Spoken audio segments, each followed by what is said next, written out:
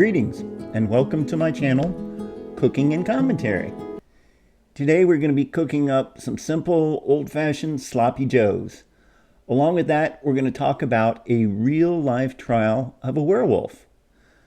So straight away, let's get into this trial of the werewolf. It's an incredible story. It occurred in the year 1859 in the village of Bedburg, near the city of Cologne in what is today, or what was then the Holy Roman Empire. Today, I believe, being near Cologne, it would be in Germany. Now, we discussed the 30 Years' War in a previous video, which was basically a conflict between Catholicism and Protestantism, though there was a lot of other stuff involved in it too. Well, this trial occurred slightly before that, but there was still a lot of animosity between these two religious groups at the time. And the particulars are, there was a well-to-do farmer in the village of Bamberg named Peter Stubbe, who was also referred to as Peter Stumpf, though it's likely that this German version of the word stump is a reference to the fact that the farmer only had one hand. Peter seems to have been a widower. He had a daughter in her late teens. We know she was over 15. And he also had a somewhat younger son. We don't know exactly what led to the accusations of his having been a werewolf, but the man appears to have been a Protestant, and the trial was conducted by the Catholic Church. So those animosities may have had a part in it. Also, one could imagine a scenario where he had been accused of being caught in a wolf trap, and while in canine form, and had to gnaw his hand off, and that's the reason he only had one hand. But a more likely motive may be because of his sexual habits. He had a mistress, and along with being a werewolf, he was also accused of extramarital intercourse and incest, supposedly with his daughter and with another more removed family member. Now, when we get into the trial, it gets pretty grisly, and the result's pretty grisly. So let's make the sloppy joes before we get into that. Okay, so sloppy joes.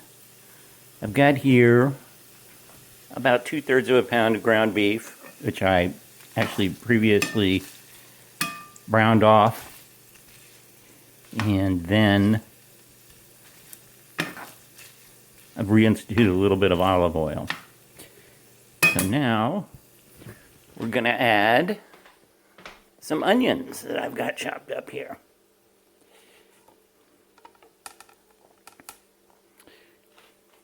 I got a lot of onion here. You don't have to use as much as this. You don't have to use any at all if you don't want, but I'm going to put these in there and sweat them just a little bit. And then stir that around, and we'll add our very simple list of ingredients.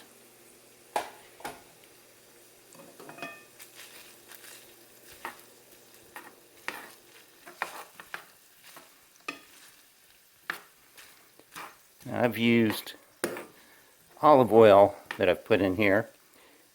If you're afraid of it because it's a seed oil, you can use coconut oil or butter from grass-fed cows, and that will not harm you any. But I'm not going on too high a heat here, so I shouldn't get too much of the bad stuff from the seed oil. I like olive oil. And just turn it up a bit. Now, I want to add some pepper to this. That's my personal preference. Not a ton, but some. And how we make this is we're going to use some barbecue sauce. I got Masterpiece KC Original.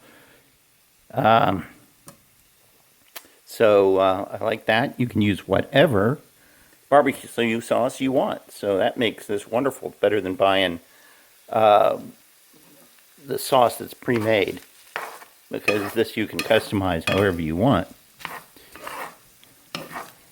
Now, you might be saying, well, that sounds pretty heavy, having just barbecue sauce on it. But the trick is we're going to use ketchup too. So combined, it's very much like the store-bought sauces.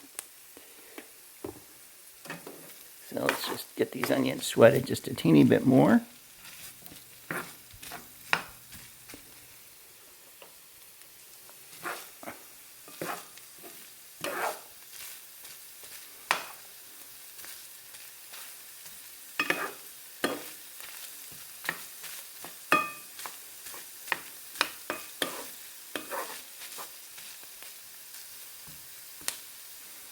Okay, so now I'm going to go ahead and add some ketchup.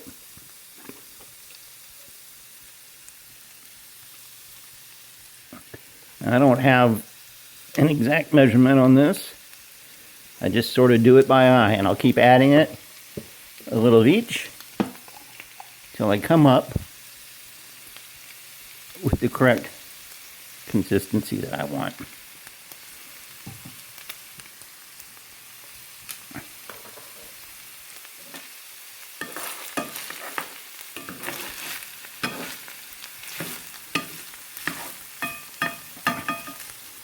Turn that back down. We don't want the sauce to burn.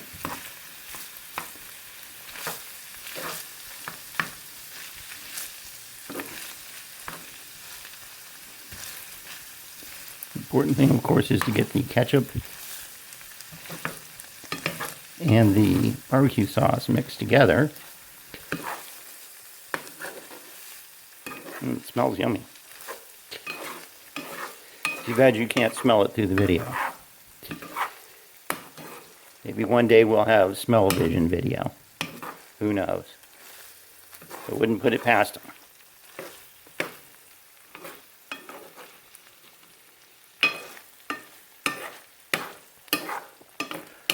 Looks like we probably need a little more sauce.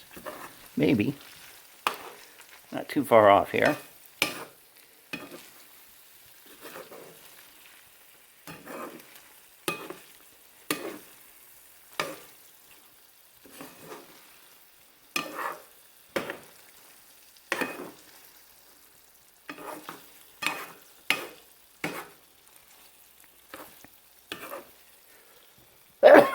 Excuse me.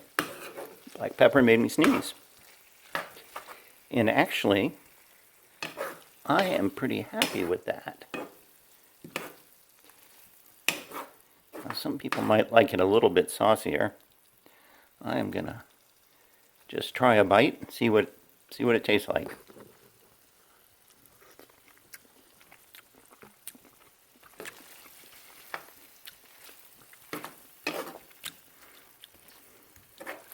It's pretty good. I think we're good. Well, I'm going to add just a teeny bit more barbecue sauce here.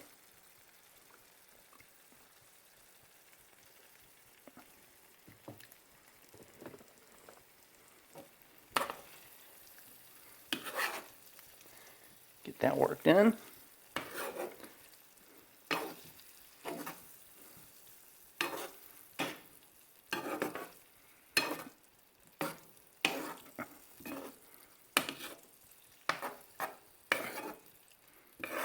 And we should be good to go. Now, if you want, you can add a little bit of salt to this.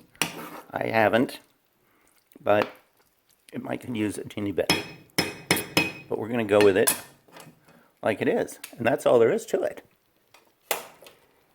So I've got some buns that I've browned off here. I think these are brioche buns, but you can use any kind you want, sesame seed, whatever. You can even use regular bread, and you don't necessarily have to brown them off either. So this looks like it's probably going to make more than two. So I'll have some left over for another meal.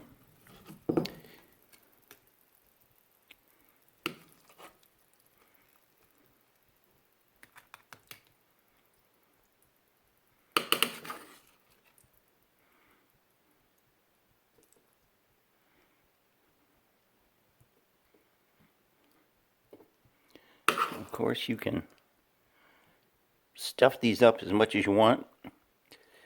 It's a little messy. Of course, if you put too much on there, I think that'll do me. And I've got enough for probably a couple more. Wonderful. So, that, my friends, is the sloppy joes. Done any way you want, any kind of sauce you want, even yellow mustard barbecue sauce you can use. So that's that. So those are the sloppy joes. At the last minute, I decided to add some salt, and I was glad of it. And the 3/4 of a pound of ground beef that I used ended up being enough actually for 4 sandwiches. And they were all quite tasty. So now back to the trial.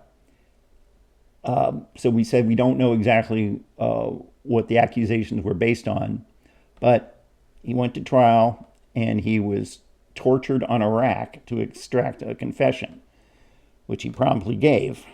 Not only did he confess to being a werewolf and a sexual deviant, but also to killing and eating children, along with a myriad of other crimes that he did in league with the devil.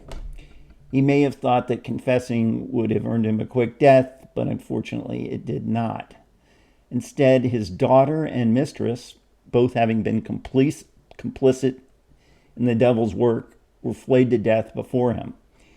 He was then flayed himself, had all his bones broken, and was finally decapitated before his body was committed to a fire. At this point, I imagine you probably think, well, that's about the most gruesome story I've ever heard. I would concur with that. That's pretty bad. Now, I heard about this story originally in a book called Devil in the Countryside by Corey Barclay. It's the first in a series of 3 books, which are a fictionalization of the actual historical events. I really enjoyed the series, but I must confess the books were, when combined with the knowledge of what really happened, it was all a little traumatic. So it's not for the faint of heart. Glad I don't live back then. Life must have been very hard. So I hope you enjoyed that story. It's a terrible story, but who would have thought there was a real werewolf trial ever? So thanks for having a listen, and I hope you enjoy your sloppy joes.